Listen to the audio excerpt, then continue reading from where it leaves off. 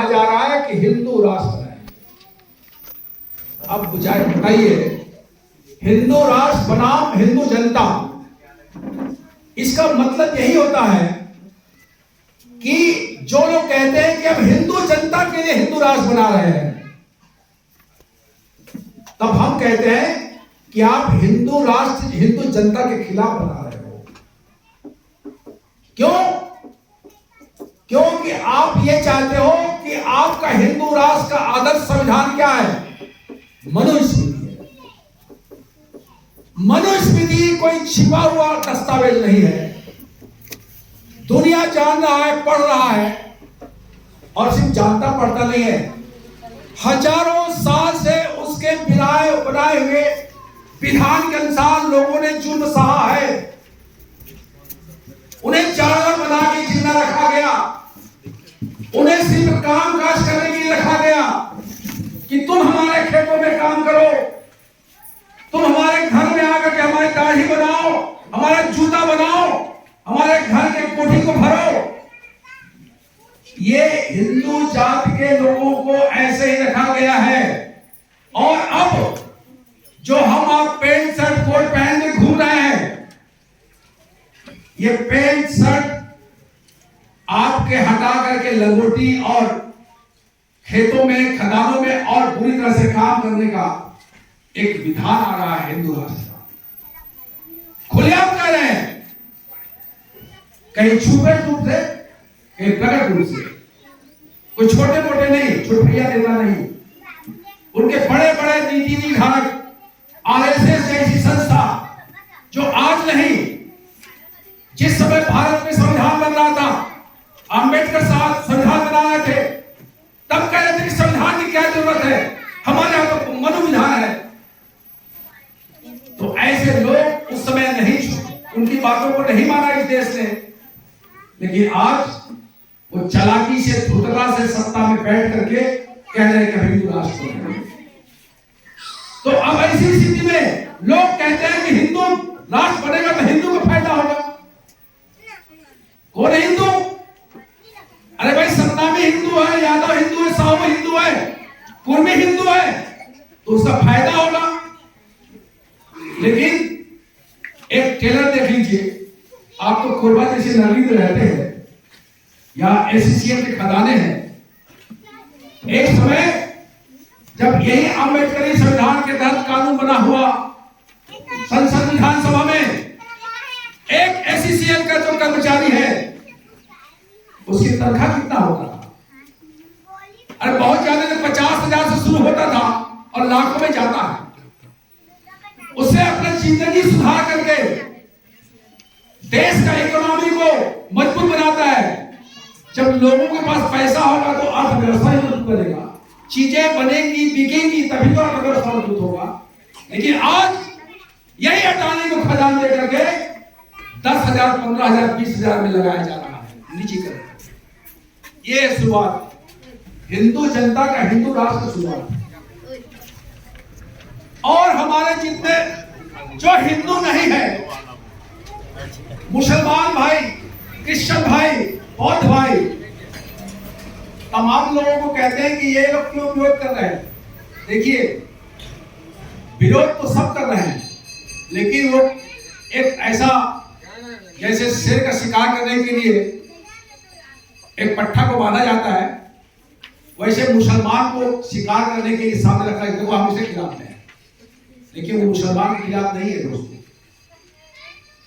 मुसलमान आपके सामने रखा गया है आपके उस षड्यंत्र को छिपाने के लिए, कि ये ना जान सके कि हम कैसे हिंदू जनता को हम गुलाम बनाएंगे मनुस्मृति की तरह। तो हमारा ये कहना है साथियों, आज की तारीख में अगर हम नहीं जानेंगे, नहीं सुधरेंगे और नहीं जागेंगे, जगाएंगे, तो लगभग दरवाजा में पहुंच चुका है। क्यों? हमारी अपनी कमजोरी से हमने उनके बहकावे में आकर के उनको चुना, हमने उनके बहकावे में आकर आपस में भाई को भाई से लड़ाया, सतनामी को राउत से लड़ाया, राउत को तेली से लड़ाया, आदिवासी से लड़ाया, आज वहां पर क्या हो रहा है बस्तर के अंदर देख रहे हैं। जो लोग अपनी इच्छा से ईसा मसीह को मानते हैं, भारत का संविधान कहता है, धर्म की आजादी देता है कि आप अपनी आस्था आराधना को अपने दिल के अंदर जो मानते हो उसको मानिए। ये भारत का संविधान आपको देता है। लेकिन वहां पर आदिवासियों को क्रिश्चियन से लड़ाया जा रहा है। उनके अगर परिवार के लोग मर जाते हैं तो उनको अपनी जमीन में दफनाने नहीं दिया जा रहा है। ये बड़ा भारी जो आज जुल्म हो रहा है, इस जुल्म के खिलाफ आप क्या सोचते हैं? अपनी बातों को कहिए, सुनाइए, बताइए। और हमें सिर्फ बताना सुनाना नहीं है, बल्कि हम अपने लोगों के बीच उनके जगह पे जाकर के, हमने इसमें लिखा हुआ है आर्थिक, सामाजिक, धार्मिक, राजनीतिक अधिकारों की जय अक्षय। कौन सा अधिकार? जो अधिकार हमको अम्बेडकरी संविधान ने दिया है। क्या अधिकार दिया है भाई? भारत का मौलिक अधिकार क्या कहता है कि आपको कहीं भी जाने, रहने का, जीने का अधिकार है। आपको कैसे भी धर्म आस्था मानने का अधिकार है। आपको बोलने का अधिकार है। आपको अदालत जाने का अधिकार है। आपको सभा करने का अधिकार है। आपको अपना यूनियन और संगठन बनाने का अधिकार है। तमाम अधिकारों का क्या होगा बताइए। अगर हिंदू राष्ट्र बन गया तो क्या ये अधिकार रहेगा या चला जाएगा? सीधी बात, चला जाएगा। क्योंकि मनुस्मृति साफ कहता है कि शूद्रों को संपत्ति रखने का अधिकार नहीं है।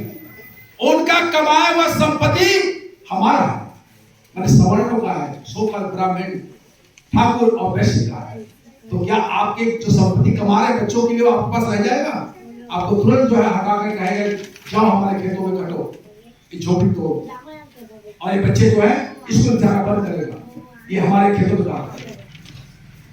ये अधिकार अगर जिंदा है तो आज हम ये मीटिंग कर रहे हैं। अगर हिंदू राष्ट्र घोषित हो गया तो आप जो है मीटिंग क्या, आप अपनी बात को किसी जगह बोल नहीं सकते, घर में नहीं बोल सकते। ऐसे उनके अपने षड्यंत्र चल रहे हैं। तो हमारा कहना है कि तमाम भारत के, तमाम कोरबा के और तमाम जगहों पे हम कोशिश कर रहे हैं कि सभी भाई, हो सकता है आपके हमारे संगठन में बहुत तरह के मतभेद होना चाहिए, ये प्रजातंत्र है। मतभेद होगा तो उसको सुलझाएंगे, चर्चा करेंगे, लेकिन एक चीज पर हमें सबको एक होना पड़ेगा कि ये देश हिंदू राष्ट्र बनेगा या अम्बेडकरी संविधान का राष्ट्र रहेगा। इस बात पे आज हमारी चिंता है और हमारा कोशिश है कि इस पे हम सब सजग हो, जानकारी दें और संगठित करना शुरू करें। हम लोग सोचते हैं कि हम बस बड़े बड़े विद्वान लोग बैठ के चर्चा कर लेंगे तो हो जाएगा। नहीं, आप देखिएगा, हम तो उनके सामने बिल्कुल छोटा सा बिल्कुल एक जीव जंतु है, छोटी चींटी के बराबर है, वो हाथी के बराबर है। क्यों? क्योंकि उनके पास उनके पहचान साधन, उनके तमाम संगठन के तंत्र इतने मजबूत हो गए हैं हमारी मूर्खता से कि अगर कहीं पर रामायण भी होता होगा, मैं अभी अपने विरासत में जा रहता हूँ, रामायण सुन रहा था मेरे घर के बाजू में, तो रामायण में टीका करने वाला रामायण की टीका नहीं करता, वो पूरी राजनीतिक बात करता है, पूरे नारे लगाता है राजनीतिक रूप से, तमाम तरह की वो बात करता है जो भाजपा ऐसे लोग करते हैं। अब बताइए, रामायण गाने आए तो भैया राम का गुण गाइए, क्या दिक्कत है? कोई दिक्कत नहीं।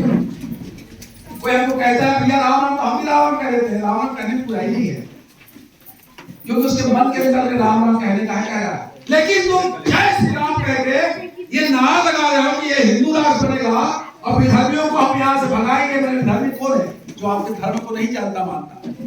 तो ऐसे भारत के तमाम जो लोग हैं, आपको मालूम है हिंदू कहने का मतलब, भले हम कहते हैं कि मेजॉरिटी में है, लेकिन है तो लगभग मुश्किल से 10%, क्योंकि हिंदू का धर्म ही नहीं है और हम सबका अलग धर्म है। अगर सत्तावी को कहा जाए तो उनका धर्म सतनाम धर्म है, अगर आदिवासी को कहा जाए तो आपका आदिम धर्म है, अगर एक कुर्मी भाई को कहा जाए तो राजा बलि के कुर्म के वंशज है, उनका अपना धर्म है, उनका पूजा पाठ, उनका आराधना है। अगर हम साहू भाई कहें तो उनका अपना अलग धर्म है, कबीरदास से मानने वाले और तमाम तरह के हैं। तो सब धर्मों को कहते हैं कि ये नहीं चलेगा, हिंदू चलेगा। मैं जबरदस्ती ला रहे हो हमको, इसलिए कि हमारे पहले के लोगों ने 1907 में जब ये जनगणना शुरू हुआ तो हिंदूकरण करने की शुरुआत हुआ। उसके पहले हिंदू जानते नहीं थे, वो आपको बता दूं मैं आपको।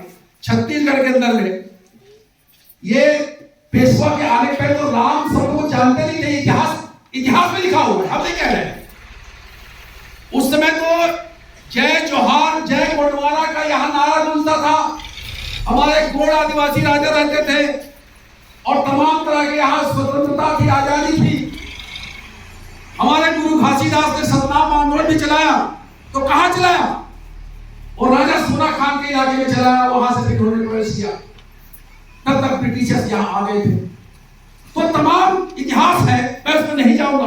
बस मैं आपसे इतना कहना चाहूंगा कि आप तमाम साथी आए हैं, अपनी बात रखें और आज सिर्फ बात रखने का नहीं, उस काम करने का जरूरत है। जैसे मैंने कहा कि उनके अगर 24 घंटे चल रहे हैं प्रचारक, तो कम से कम 24 घंटे में कुछ घंटे तो निकालें अपने लोगों को इकट्ठा करने के लिए। और खासकर कोरबा नगरी में, ये भारत का एक बहुत बड़ा विशाल औद्योगिक क्षेत्र है। यहाँ पर न सिर्फ खदानें हैं, बल्कि यहाँ पर बिजली पैदा होता है, एल्युमिनियम भी बनता है, तमाम तरह के उद्योग। भिलाई और कोरबा हमारा हीरा है छत्तीसगढ़ का। यहाँ पर अगर हम ये अभियान नहीं चलाएंगे, अगर हम अपने कामगार भाइयों को, श्रमिक भाइयों को नहीं जगाएंगे, तो सबसे बड़ा आसान टारगेट होता है हमारी सभी बस्तियां।